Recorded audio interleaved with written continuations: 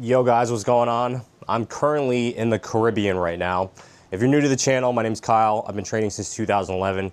You might have seen me around on Words of Wisdom podcast or some other podcasts. And I just recently got the #1 global payout from Apex for $2.6 million. Now, I am currently on a hiatus from the markets, and I wanted to take a break and kind of talk to you guys about tilt and burnout in trading, because I think it's an extremely important topic. So before I get into that, let's take a little quick look at the villa that we're staying in. So we've got our own private villa here in the Caribbean. So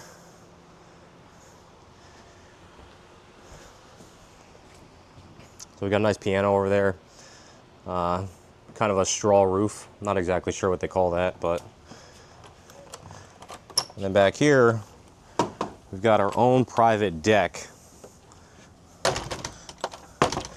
So we got a hot tub, a day bed, a couple chase lounges, nice little area here for breakfast. And man, look at that view. Look how clear the water is.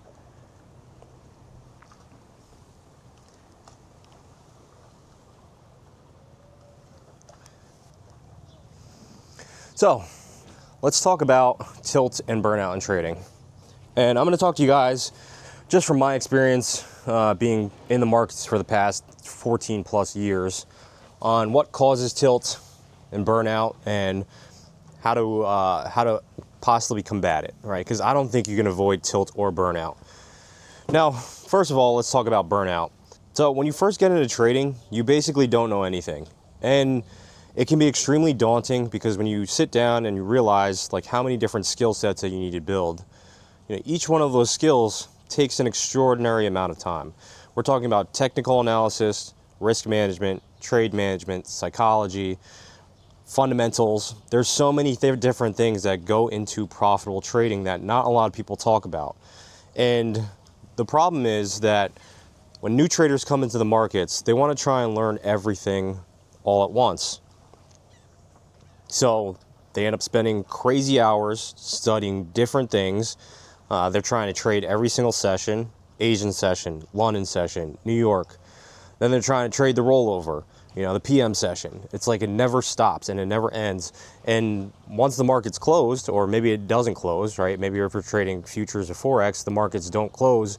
So you're trying to study while staring at the live markets. Think about trying to learn all these different things at once while you're staring at the live markets and you really don't know what's going on. You're going to spend an extraordinary amount of time basically walking around with your head cut off because you don't know which direction to go. You don't know what really creates profitable traders, and you don't know the processes that they use in order to become profitable. So many times it leads you down a rabbit hole of searching for new things and new information to add to your strategies. Maybe you've learned a simple strategy, and then somebody else is telling you, hey, you should learn this. Or something online is telling you, hey, you should learn this. And then it ends in this constant loop of you seeking new information all the time, thinking that it's going to add this holy grail edge to your trading methodology, when in reality, it doesn't do anything like that. It adds more confusion, it adds more complexity to your trading, and it's hard to execute on those specific ideas because you don't know them intimately. Now, I'm speaking from personal experience because I went through that same process. I went through, a period of 5, 6, maybe even 7 years of hopping from system to system, thinking new indicators and new strategies would really add the edge to my trading. And I would stay up countless hours. So I worked a job, all right? I was working pretty late hours. I was going to school at the time. It was a lot to juggle. And for a lot of you out there that are trying to make trading, your full-time gig, and you don't have the savings required for you to be able to go full-time, right? You're going to be juggling multiple things in your life. And whether that's a 40-hour, 60-hour work week, whether it's you have kids, whether you're taking care of somebody else, or you have a significant other that requires your attention, some of these things kind of get in the way of you becoming a profitable trader because you just don't have enough time in the day to dedicate to proper study. And what my dad used to say is, I basically used to half-ass a lot of things. So I would not put 100% of my dedication towards something and actually, build the proper foundation to make something successful or to become successful. So what I would do was, kind of just dip my toe in here and there, without really mastering some specific skill set. Now, when you're trying to learn so many things all at once, you don't retain a lot of information. Okay, so if I go out and I try and learn technical analysis, but at the same time I'm trying to learn fundamental analysis, well, I'm not really retaining as much information as I possibly could if I were to just focus on one specific thing. So because you don't know exactly what you're doing, you're trying to absorb all the information all at once because you have an unrealistic timeline of how long it's going to take you to become profitable. Now, yes, you possibly see me sitting at this nice villa, beautiful blue waters, very tranquil, it's very quiet out here. But I want to tell you guys that this is the result of, 14 plus years of experience. When I first started trading, I was pretty much broke. I was, a dropout from college, came home, didn't know what I was doing with my life. My friend got me into trading, didn't have any money, right, because I didn't have a job, and I was trying to make it work. But the reality is that this is a marathon and not a sprint. So, when you're trying to build these skill sets, you have to have somewhat of a realistic timeline. And I think the biggest problem with traders is that, you see on social media, and I think social media is a good thing, right? I think there's a lot of great educators in the space now that are actually teaching people how to trade. Because when I came up in 2011, trading YouTube wasn't really a thing. People weren't streaming live executions. You couldn't see them operate in the markets real time. That was not a thing. All I had were text-based forums and images, all right, so screenshots. And while I was working a job, that stream of information was extremely slow. So I could not stay up to date with whatever was going on in the market. I would basically hop on the computer, see somebody take a trade that happened 3 hours ago, and then I would hop into the same trade. I missed the fill price, and then the trade went against me without realizing that I completely missed the fill price. Like, the risk reward was not favorable when I got in the market. So I think there's a lot of advantages to the current social media age, but there's also a lot of disadvantages. There's a lot of distractions. You see a lot of traders that some of them don't even trade. Some of them make a lot of money from selling courses and programs. For me, I trade. I also make money from selling a program, but it's a mentorship, and I'm sharing my experiences with a lot of my students. And recently I'm bringing this topic up because I see a lot of traders trying to put their foot on the gas. And after a month of negative 18% to positive 16%, right, that's a massive volatility spike in the index markets. And what a lot of traders will do, or if they haven't experienced this yet, is after a hot streak in the markets, a lot of them tend to give the money back because they believe that, because they're on a hot streak, that hot streak can continue. But the reality is that markets have cycles, okay? Markets go through hot periods, they go through cold periods. There's different macroeconomic factors that come into play where sometimes markets are just sideways for a very long time, and then when they break out and they trend, right, there's a theme and a sentiment behind why a market is moving in a specific direction.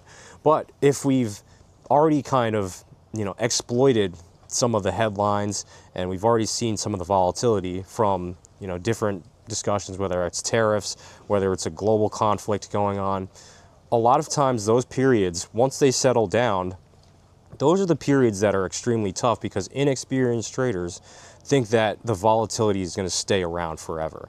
Okay, you saw it in GameStop when COVID happened, right? There was a ton of volatility, and then the markets kind of just die, and then they drift lower and lower and lower, while people are just holding their bags forever because they don't have an exit strategy. They haven't been in a bear market before. They don't know how to manage their risk, manage their emotions, and they believe that, the previous hot streak that was provided to them is going to continue.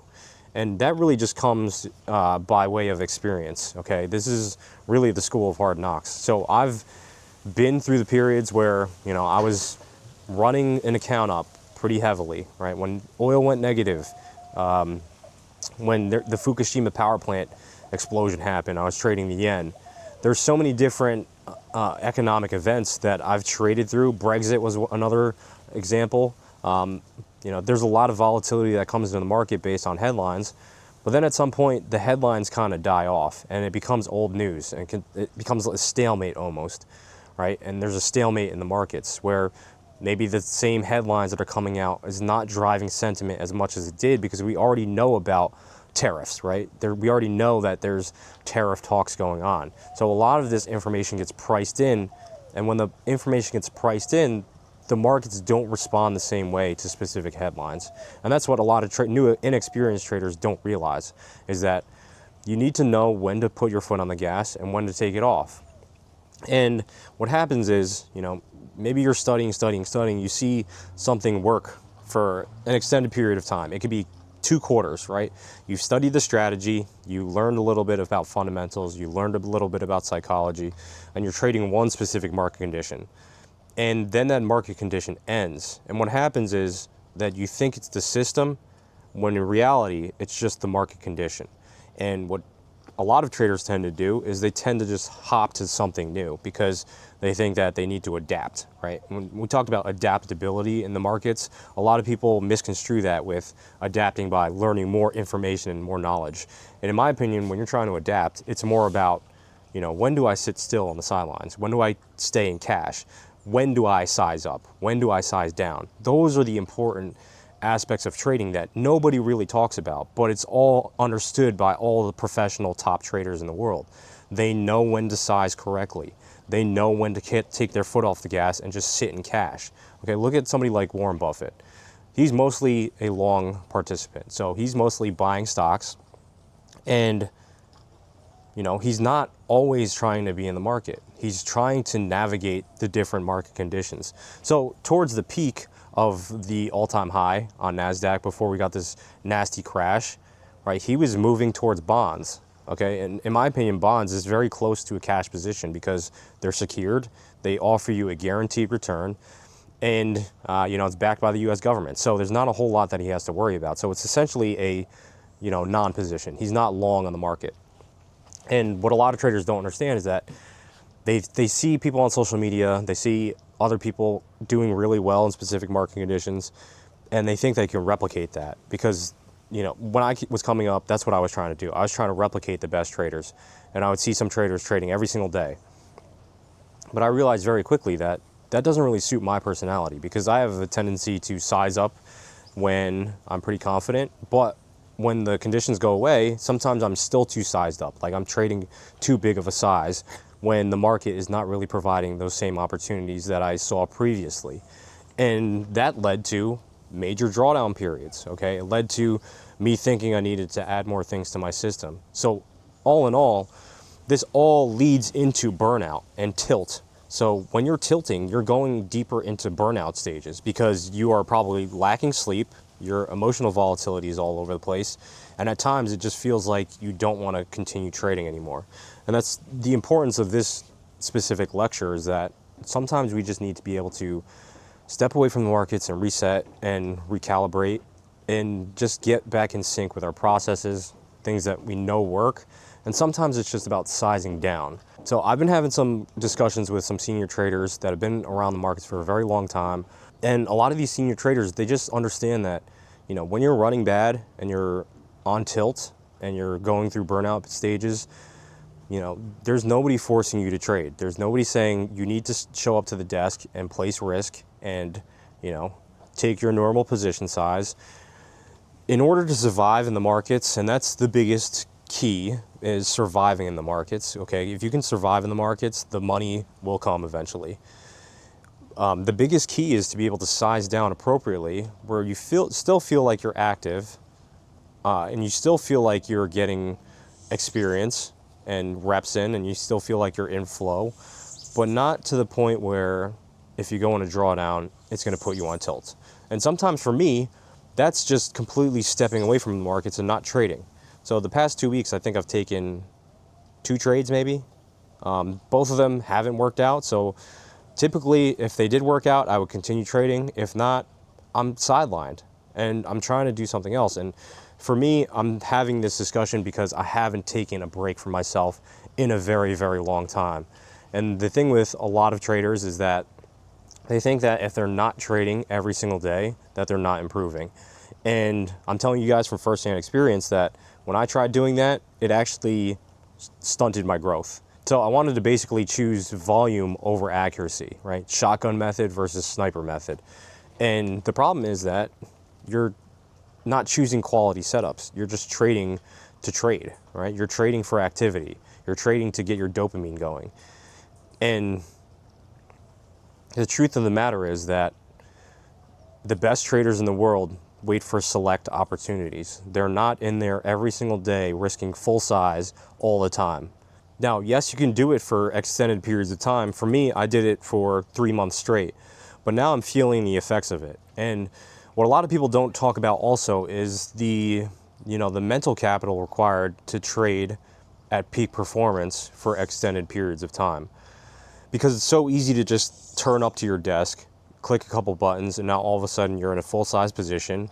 Maybe your sleep quality's gone down. Maybe you're on a losing streak. Maybe you're just not mentally there. And I think it's so important to understand when you're in a flow state versus when you're not. And when you're not in a flow state, you often go on autopilot and you do things that you know you shouldn't be doing, but you're doing them anyway. Like, I have so much experience when I tell myself, hey, you know what, I'm only going to take one trade today. And then by the end of the day, I found myself in 10 plus losing trades, all going separate directions, right? I was long, short, because I just didn't follow the process. Like, maybe I was extremely tired. Maybe I didn't really run through my daily journal from the day before. And maybe I just wasn't aligned with the processes that make a profitable trader. So for me, there's a couple different things that I do to combat burnout and tilt. The biggest thing is to take breaks and take them often. And I honestly wish somebody told me this sooner in my career, is that you don't need to be at the markets for 250 days out of the trading year. Okay, you can sacrifice a couple weeks here and there because it's going to do so much good for your performance that you're not really going to realize it because it's not as tangible as people think. Let's say even if you take a break, there's no guarantee that the next trade that you place is going to be a winner. But you will notice small things like your mental health is better. You can take losses more easily. You can follow your processes more easily because you're not burnt out from sitting in front of the desk, just placing trades randomly. And that's the biggest thing that people need to understand is when they're trying to disconnect from the outcome of every single trade, they have to not tie their self-worth to the P&L, okay? If you take a loss, it can be a very good loss. If you followed your rules, you followed your processes, and you followed your risk management, and you were calm, cool, and collected during that whole process, that is the most important part about trading, is that you can remain calm under pressure. So just remember that you don't need to be active in the markets to be learning something. For me, I learned a whole lot more when I was sidelined because I had a neutral standpoint on the markets. So I didn't have a predetermined bias that I was married to. I wasn't looking for confirmation bias to give me reasons to stay in trade or to continue trading in a specific direction. When I'm in flow, I can very easily take a loss, turn my screen off, and come back the next day because I know that there's going to be another opportunity, which a lot of people can't get over. They can't get over the idea that they're going to miss a trade. All right, if you can force yourself to miss trades, say I'm not going to trade today, no matter what shows up, even if the A+ setup shows up, because what happens is you have this scarcity mindset. And scarcity mindset in trading is probably one of the worst things to have because you think you need to be in the markets all the time. You miss a move, you start chasing it. Or if you completely miss the move and you don't take a trade, now all of a sudden that next trade, right, you're carrying that burden with you and it's going to affect your decision making. So when you have an abundance mindset, you just realize that the markets aren't going anywhere. They're always going to be moving up and down. And there's always going to be an opportunity for you to find an asymmetrical risk reward opportunity. So for me, one of the biggest reasons that caused my burnout a lot of the times was just over trading and over leveraging, which led to revenge trading. And what I do is I keep a stack of poker chips on my desk, and maybe I only want to take 4 attempts throughout the week. Okay, if I use all those chips in one day, I can't trade for the rest of the week. I needed something visual to tell me that, hey, you are breaking your rules and you need to slow down, because that was the biggest heel in my trading. So if you have heels in your trading that are stopping you from seeing the progress that you want to see, you have to identify those quickly because those errors possibly cause burnout. All right, let's say if you're opening accounts and you're constantly full leveraging them, you're full margining your accounts, you're going to get tired of doing that after a while. And oftentimes, most people quit, okay? Most people come into trading, they oversize, they over leverage, they don't know really what they're doing, and they just blow their accounts up. But you have to think long term, okay? You have to understand that, again, this is a marathon, not a sprint. You're going to have more opportunities. You don't need to put all your chips on this one specific hand. There's going to be another hand that comes out But if you don't have any more chips, if your mental capital is drained, you're not going to want to sit at the desk the next day. You might do it anyway. You might sit down at the desk and feel like you're actually learning something and improving because you're showing up. But yeah, the reality is that you're not improving, you're getting worse, you're gambling, and you're building bad habits. So my biggest advice to avoid burnout and tilt is when you're learning, just focus on one specific thing at first. And I talk about this all the time. I believe I got it from the Mental Game of Trading with Jared Tendler, is that people have an A game, a B game, and a C game. And they call it the inchworm method. And the way the inchworm moves is like the back end moves closer towards the front, and then the front moves, and then the back moves, and then the front moves. So the back is considered your C game. Okay, if you have a really hard time with over trading, fix the over trading first, right? Now all of a sudden your A game gets better and your B game gets better, right? Let's say if you're over leveraging at first, fix the sizing problem, okay? When you fix the sizing problem, your A game increases dramatically, okay? And that's extremely important to understand, is that when you are just getting into trading, or if you're struggling as a trader, maybe you've been trading in the markets for a very long time, like me, like I was trading for 5 years, didn't focus on any of my weaknesses, and I just kept running in place. So if you're in that position, focus on the thing that's holding you back the most, and you need to be able to identify that. I cannot identify that for you. I already know what the biggest pitfalls are for most traders, but unless you're responding in the comment section, I have no idea what that is. It's a very personal thing, right? You versus you, me versus me, and you have to identify that on your own. Nobody else is really going to do that for you. I don't know if you're over leveraging. I don't know if you're over trading. I don't know if you're struggling with technical analysis, but a lot of people tend to focus on technical analysis when, in my opinion, that's probably one of the easier things to do. I think emotional control, risk management, and trade management are much more important than technical analysis. Because you could give an average technical strategy to an extremely profitable trader, and they're going to find a way to make it better just because of the way they operate around the markets, because of the way they manage their emotions properly, because of the way they size when the A+ setup appears. So also to reiterate, you need to make sure you're taking breaks and then you're structuring your day properly so that you're not in front of the markets for 24 hours a day. I think when I tried to learn, I spent way too much time in the markets, okay? I was trading, I was studying, I was going to work, I was looking at the markets at work. I didn't have any downtime, and I didn't retain any information that I learned. So reduce the frequency of the amount of trades that you're taking. Maybe take one trade a day, because that's the only way you can learn. I don't think anybody can learn taking 40 trades a day and journaling all those trades. There's no possible way. Okay, take one good quality trade, or one quality trade that you think is quality, and learn something from that experience. Okay, dive deep into that one specific execution and learn how you can improve that. Because again, the money comes from quality over quantity. So quality over quantity, make sure your study sessions are blocked off for a specific time of day. Okay, if you're working a 9 to 5, don't try and study at work, okay? Because now you're doing your job half-assed, you're doing trading half-assed, and there's really no way to improve properly if you do that. So only study on your downtime, okay? When you get back from work, set aside an hour, 2 hours every single day to study. Maybe you want to set an hour, 2 hours every day for only trading. Okay, maybe max 4 hours a day. Especially if you're working a full-time job, you have other responsibilities, because these markets are vampires. They will drain you of all the energy that you have.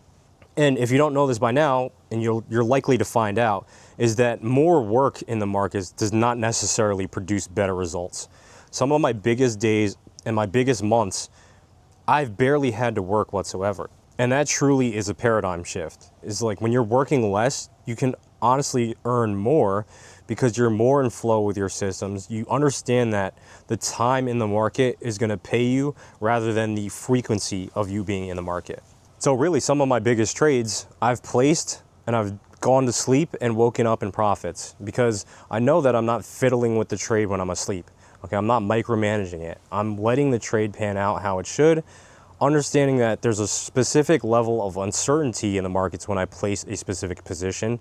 All I can do is place the position, assume that I'm going to take a loss on the trade, and let the market do what it's going to do, because at the end of the day, I can't control what it's going to do. So I hope you guys enjoyed this discussion on managing tilt, managing burnout, kind of how to avoid it. I don't think you can 100% avoid tilt and burnout. You just have to recognize it quickly and learn to take breaks. You know, when you feel your battery being drained and you're on E, you need to be able to charge up. You need to be able to, take a vacation. Go somewhere that's quiet. Go somewhere that doesn't have great cell service. That's one thing that I miss about living in New York is we used to go camping a lot, and where I used to go, kind of near where the original Woodstock was. So I used to just go there, stay in a tent, listen to the birds. The sun would wake me up. Like, it was such a relaxed feeling and extremely refreshing and motivating to be able to reset, not think about the markets all the time. Because I think if you're thinking about the markets all the time, that's an easy way to burn out. Okay, and if you're watching this and you're the type of person that places a position as a swing position, and now you're holding it overnight, but now all of a sudden you're in front of your screens all night long looking at it, watch the market tick up, tick down, tick up, tick down. And in reality, if you were to just leave the trade alone, maybe it would just go to your take profit, and there would be way less stress, there would be way less emotions attached to each up and down of the markets, and you're really trusting the process and trusting the system. So if you enjoyed this discussion and want to learn the step-by-step strategy that I used to make over $2.5 million, make sure you check out the free PDF link in the description, and I'll see you guys in the next one. Take care.